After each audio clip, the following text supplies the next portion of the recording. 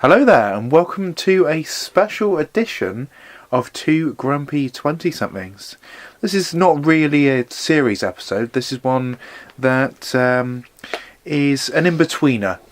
Not as in like the Channel 4 TV series, but it's actually an in-between Series 1 and Series 2 of Two Grumpy 20-somethings, which is going to be looking into our own history of MICFilms Entertainment. I think plenty of you have thought, what the hell is MICFilms Entertainment? What's this gash that's popping up on my Facebook? And you don't understand it. So I'm here, me being Falls London, and I'm here with Mike Langerbeer. Hello! Flamboyant as usual, Michael. Flamboyant as usual. I do enjoy a different opener from you each and every time. Notice that you do change the pitch, the tone of how you open an episode. It's beautiful. It's an audible gift. Well, I like to be a little bit cheery when we're doing this. Like anybody that meets me on the street, I just kind of grunt at them. Yeah. But I say with this, I like to open up a little bit more. So do you get that a lot? Do you get people coming up to you saying, You're Michael from Two Grumpy 20-somethings, and what would you do? Obviously.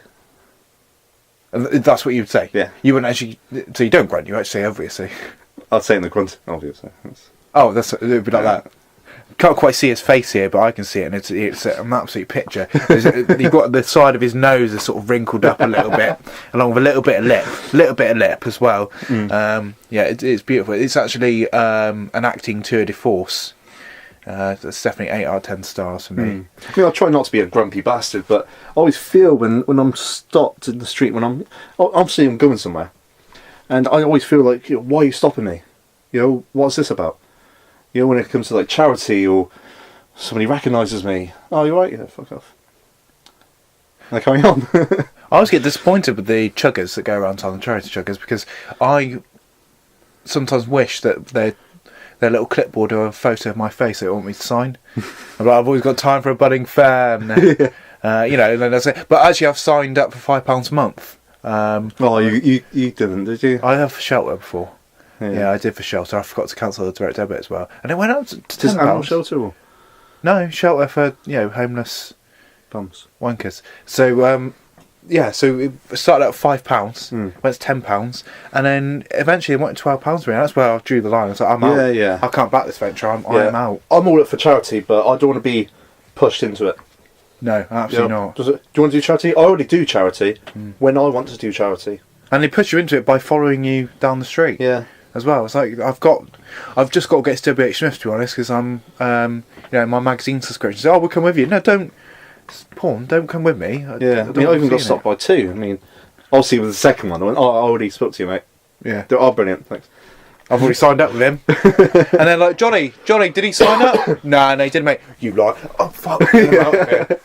But anyway, so digressing away from sort of the point of this episode. I was going to say, last time we was both stopped, and now I was speaking in foreign to him, and then you, perfect English, spoke to him back, and he looked at me like, you wanker. I was like, yeah, true, mate. I'm not able to think of my feet like that, Michael. It's too honest for my own good with that. Feel sorry for them. Like they were a little stray hamster. So, right. So, MICFilms. MICFilms. An enigma, modern day enigma, Edward Enigma, Batman Forever. So, what's the story? How did we first start up with MICFilms? Well, as you know, it was back in, I couldn't tell you what month. I'm thinking about October time, 1997. 1997. So I remember we began a little recording, whatever it was about. I don't think even we knew what it was about, was we? Just Gibbering's a retard, I think. Yeah, I think it was. That was the debut album. But I remember because it was an indoor project because the weather outside was bad. It was raining, it was heavy. I see where you get your winter vibe from. Okay. And we was in that cold, dark room doing a little recording alone. And that's when you talk about Miss Bradford. You remember? Miss Bradford. And how you... Because you had to pop out the room, I can't remember what for, maybe a toilet, no one knew. More than likely. You came back in, the biggest grin I've ever seen you have. I was like, what's going on here? And how you bumped into Miss Radford. Luckily, being short in primary school, Yeah. straight into the chest area. Yes. Oh, that was what we like to call the jackpot. Gave you a bit of whiplash. Wow, absolutely. Bouncy. That was, quite. She was quite stacked, wasn't she? I mean, I don't know how would she would sort of stack up by today's standards, but certainly at 9, 10 years old, that's a lot of booby. A lot of booby. Well, 20 years ago, she's probably 80 now. No, she's probably 40, I would think. Yeah, I would say that. Probably around there. Yeah. So, our recording. No, I forgot the recording. I thought that our first MICFilms little venture was our little stall that we had in Hyde Park Junior School with our Guess the Song. Oh, yes. Yeah. God, I forgot about that. Which, that's not the only thing we forgot about, was it? We forgot to bring the CDs. Yeah. And we had to use at the 11th hour whatever CD was lying around either your dad's car. It was or my dad's, car. yeah. It was the Heartbeat soundtrack. Heartbeat soundtrack to children at 10 years old in 1997. Yes. Didn't go down too well. No, it turned out nobody knew any of them. So that was good because we didn't actually have a prize to give them either way, did we? Quick to take their cash, not so quick to winners. We were the winners, certainly. Yeah, we were the ultimate winners there. And I think the originators of a subtle trolling at that sort of age. So yeah, I mean that was really the genesis of our idea of coming together and trying to be general pricks. Yeah. I think was that I think is the fond beginning of everything. I think what you're referring to, the very original, was our little radio show we had to do, wasn't it? Yeah. It was a project between two of us. Yeah, because as I remember, obviously we didn't pay attention in school because we was too busy fucking about. But yeah, we had to do some kind of recording. I think a lot of the girls was doing like singing and stuff like that. We decided to do like some kind of movie based with sound effects and stuff, which without thinking about what he was doing, it didn't really turn out so well, did it? No, it really didn't. We didn't have any structure to it. No. There's no story to even speak about that. We just kind of just put some sound effects and hoped, random gibbering. Not much has changed over the years. We just seem to be a bit better at doing it now. Yeah.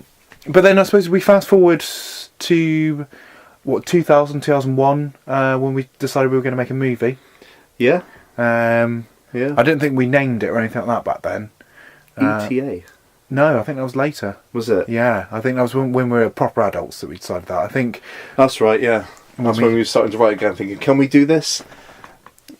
We were trying to employ cameramen and actors. Yeah, that's right. With a budget of 10p a shoelace and a toenail, and we got the local kids from our neighbourhood, obviously being kids at the time, so we weren't like some sort of creepy old nonces that were getting kids to perform.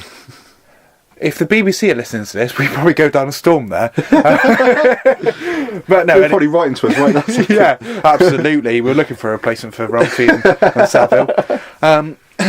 But yeah, and I seem to remember that it didn't go really well because it was set in our house, my house. Your house, yeah, because you had the big garden. Yeah. Yeah, I had a courtyard. It was the summer holidays, I think, 2000 or 2001. And 2001 it was. Because you stayed with me the whole summer, pretty much. And we got... do you remember one of the girls up the road? Yeah. Who, we were both a bit partial to at the time. And we tried to get her to be in it as well. And the one thing we had scripted was a kissing scene. Well, yeah, that's when you was my wingman. Yeah. Because he was like, I reckon you should kiss Mike. Yeah. And I was like, a bit shy, like... And she's like, yeah, right. It's not my idea. And I was like, well... What? And we're like, okay, we'll write that down now. That's actually, we're writing a contract. You sign that in biro or blood, whatever you want. That's the one thing we had ready. Yeah, so we had that done, and everything was really going to fall in place around that. But in actual fact, everything fell apart around that, didn't it? Our cameraman at the time, talented as he was, decided he was going to be a gunman in the production. So imagine, if you will, if anyone's ever played a first-person shooter video game before, where obviously you see it from the point of view of the gun. That's pretty much how our camera work ended up. Yeah. Because he pulled a shooter on us while we were doing scenes. Yeah. Yeah, because there was one thing where I was playing two people now. Yes. I was playing the good guy, and I thought I can kind of slip away and take off my jacket and become the bad guy. Yeah. And he was shooting me too. He got confused. He did. He got confused. Remember that scene where you were on the other end of the phone as well? I was down one end, and then you were talking through another phone as the bad guy, and he's turned to you. To me. You're not even on picture yet. I wasn't even on the phone. It was you was on the phone, because obviously you was filming. I was just in the background speaking as the other person. Yeah. Put on a voice. So obviously actually on, I think finger phone I was on. Yeah, you put down the fake finger phone. Yeah. That went down. Yeah, very much so. So yeah, I mean that got cancelled, didn't it? We didn't have any. Well, because our second cameraman was just as bad, because he kept panning to the ceiling and looking around and making little comments. And wanted to set things on fire. Yeah. Eyebrows getting singed or something along those lines. Yeah. Little funster, eh? So that was around that time. That was 2001. Yes. So we had a break from it. We thought, you know what, we'll come back with better ideas, then we'll start it. And we did, really. Yeah. And I think that's where ETA came in, wasn't it? Originally, we were going to make a local-based movie around a bomber laying cryptic clues to where he was planning to blow up. Yeah, because you got to remember, you're not a Hollywood's productions. You know, we're filming in this country, and this country does a lot of like mystery solving and stuff like that. So we had to focus on that, really, didn't we? And the thing is, it was a really good idea. We started scripting it. I think I lost 2 rough scripts through computer crashes around the time, and I think we had a problem with committing actors to being in.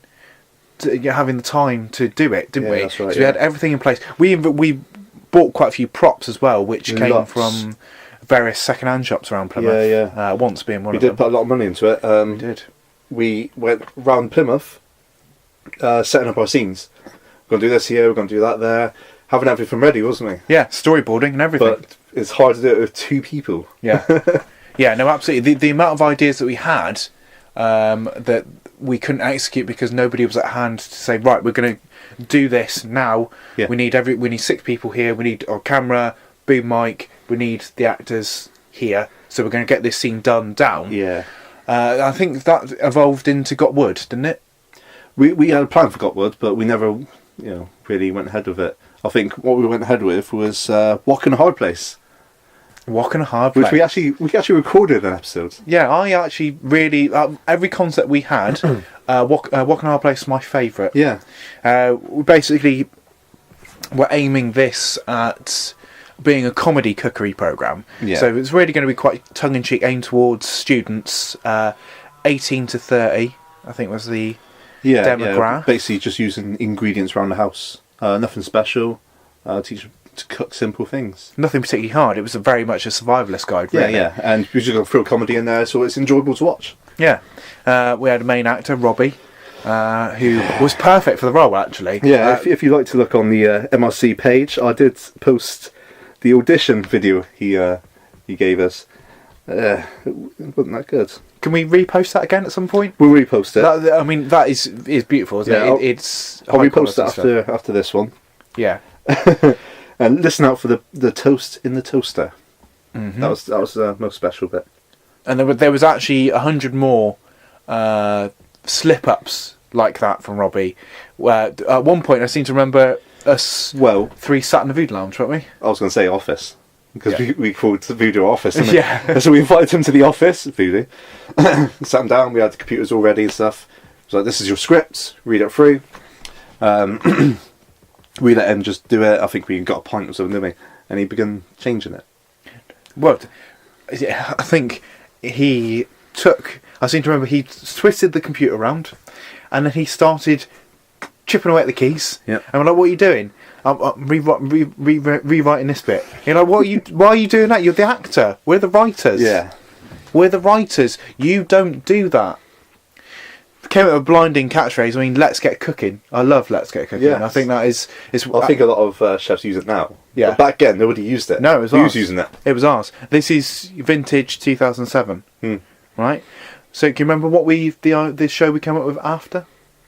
After that, Another blinder that got copied.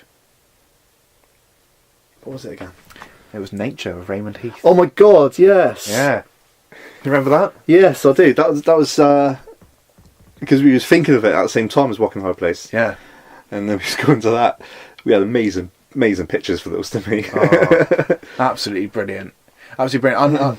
Again, that was another one I think had massive potential because it was so cheap to make. Yeah. It was cheap. It was meant to be cheap. Yeah. And it was again something so simple as your local animals. Yeah. Voiceovers and are very much Raymond, who is brothers to Robbie Whitworth. Sticking to the family. Yeah. And yeah, that didn't turn out so well either. No, it didn't. I really thought the idea of getting, which one's it? Raymond, getting him to talk, do narration in a very amateur Attenborough style, Yeah. and then have the pigeon talking over the top of him and basically getting gobby of him. Yeah, basically. Yeah, it was. I think it was a good concept. We should have just done it. We should have just went ahead and did it quick enough before. Yeah, obviously it's already been done now. I think a lot of our problem was we didn't want to do it because we didn't want to be the wanker that was in front of the camera. Yeah, true. We don't want to be those persons because we always thought if we are going to do the movie, that's what we're going to be stars in. Yeah. You know, we don't want to do some shitty nature program. You know, we want Raymond to do that. You want him to be the face and people to laugh at him. Yeah, absolutely. But I mean, we did try and resurrect the idea a couple of times, didn't we? Yeah. There were times where we were. I wouldn't say no to bring Raymond back to do the nature because he didn't exactly say no. He didn't let us down. He hasn't had a lot of projects since. I think it was just communication was the problem with that. Yeah, he wanted to further his acting career, and well, you know, there's always room to come back, Ray. Always room to come back. Ray, come home. Come home to us, Ray. Come home, Ray. We still want you, Robbie. Not so much. Yeah, we're sat then. Oh dear. But we was discussing the other day with Walking Hard Place, weren't we? And we Yeah. could bring it back, and I've got a few actors in the pipeline for that. Okay. I need a kitchen now because I haven't got that kitchen anymore. You know, the open space one. Oh, that kitchen was a blinder. It was, wasn't it? yeah. The way you could be at that table thing that he did everything on, the kitchen behind him, and perfect. Worktop that was, folks. No, because it was brought it in. It was actually a kitchen worktop. Yeah, it was. Yeah. It rolled in. It was on wheels. I remember it different, but that's okay. From my point of view, if I was going to film it from your sofa, there was a worktop that was quite visible from both sides. Yeah. Yeah, that's the one I was thinking of there. Well, we was even going to use those sofas as well to interview on, weren't we? Yeah. Because we got somebody sitting there, waiting for the food to be cut for him, and a little back and forth with it. If you remember the main credits, as soon as they would roll, you would have Robbie going around the green grocers, picking the ingredients out. Yeah, that's right. Yeah. And you'd have times where he would be bashful, bashful, clumsy, and things like that, where he would drop like things on the floor. Yeah. I don't want that one now, and put it back in there. We can really do this, and we can have somebody in the kitchen, and we can think of somebody else to go around the marketplace. We can really do this. One problem I find with this is we're recording our audio discussion for 2 Grumpy 20-somethings at this moment in time. Yeah. So while we're busy doing that, someone else could steal the idea. Thief. But it's recorded here first. Absolutely. This is the evidence. Yeah. Alright, so if you're going to steal it, at least credit us this time. Yeah. If BBC are still tuned in at this point and haven't zoned out, remember, don't be stealing our ideas again, because it's just not fun. Yeah. Alright? Got that old man. Got a sequel to Planet Earth coming. That was our idea. Yeah. Okay. Planet Earth. Heard it here first. Planet Earth 2. Alright? I'm going to make Planet Earth 2. If it's on TV next week, I'm not going to be happy. Alright? So yeah, I mean that's basically a brief look into where our thinking was with where we got to now at 2 Grumpy 20-somethings. I think both our skinflint nature has always played a part in it, hasn't it? We've never really been ones to put our hands in our pockets. Well, because we've already done it with 0 results. So I think we'll just be a bit more cautious now with our money. We don't put a lot of money into it. We're getting nothing back, you know. Not even respect, to be honest, and that's free. Yeah. But don't feel we're getting that. So it would be nice to have a little free respect. Respect is free. So if you could do it, that'd be great. But yeah, future projects. Now, two Grumpy 20-somethings, as we both know, being in the extreme north part of 20s, there's only going to be so much mileage, isn't there, with two Grumpy 20-somethings? We can't do it forever.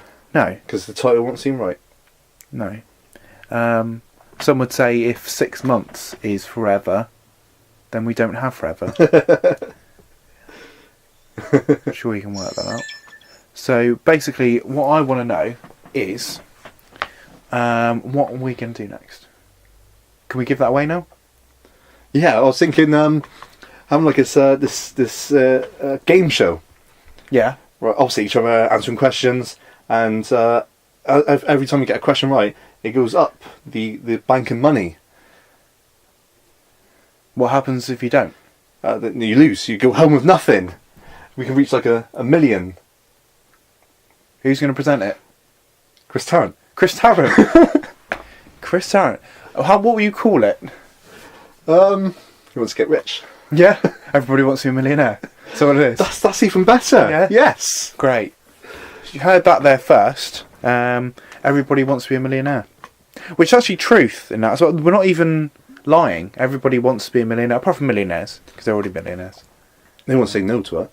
What, another million? A bit like, what was her name that was on Who Wants to Be a Millionaire? The woman who was actually a millionaire and won $1 million. Judith Chalmers, whatever. Right. Yeah. You know, she was greedy. Already had $1 million. Yeah. Won another. There was probably some poor cunt that was sat there, fastest finger, second in line, like, that fucking bitch. Yeah. Surely told me she got out an estate out in the country. I'm in debt. The only estate I've got is a fucking Volvo. I'll tell you what. Yeah, go for our next project, you say. What? You want me to say what our next project's going to be? If you want. I don't feel ready. I don't feel ready to share it at all. You're afraid somebody's going to steal it? Yeah, absolutely. Yeah. All I want to say is that we do have another project in the line after this. Well, we've got season 2 coming up. Yeah. It's going to be aired soon. Absolutely, and that should be the first week of November that the first episode is going to drop. Yeah. Like a H-bomb. H-bomb. Hydrogen bomb. Ah. Yeah. Nice. So, there we have it. Right, okay, well... But there's a lot of songs saying that we got stuff in the pipeline. Yeah. Last thing we want to do is get people to be listening to Series 2. I think, where's this going? This is enjoyable. This is a pleasing interlude to what might be coming next. Well, I've had a lot of requests. I don't know about yourself. Many has asked me to do it video, live. Yeah, okay. Seeing our faces. And, yeah, you'd definitely go for TV. We know. But, yeah. I've had to turn down numerous lucrative TV deals for this. Absolutely. I've got the History Channel constantly banging down my door. Want to be on UK Gold Pickers. And I can't do it. I'm sorry, UK History Channel. I can't do it at this moment in time. Yeah. I've got commitments to MICFilms. I got asked to do Cash in the Attic, but... Yeah, I've got this... Who's that? Who's that? Can you get off all sound effects already? I know you're trying to test them out and everything. It's not 1997 anymore, okay? Let's move on. Damn it. I was hoping as we go about gibbering speech, we could have some sound effects. Anyway, hasten to add, this is not actually an episode from Series 2. This is just a little warm-up that will probably just be exclusive to the Two Grumpy 20-somethings website. That will be linked on Facebook through MICFilms Entertainment. And I'm pretty sure that's covered everything until we'll be back in November. November, yeah, definitely. Don't be shy to share things around. Share it with your friends. So many people that can like our Facebook for our friendship. So share it around. Your friends can like it. Their friends can like it. And it's a pattern forms. Everyone's happy. Most of all us. Well, yeah. Yeah. I'm not really concerned if you're happy. as long as we're happy. Well, we don't really care, do we? No, that's it. Sharing is caring, and remember the 5th of November. Is that when it's going to be out? No, it's just a date, innit? Yeah. You just got to remember it sometimes. Right, especially on the day. Right, this is Forbes Longdon out. That's Michael Langbear. I'll see you later. Bye bye.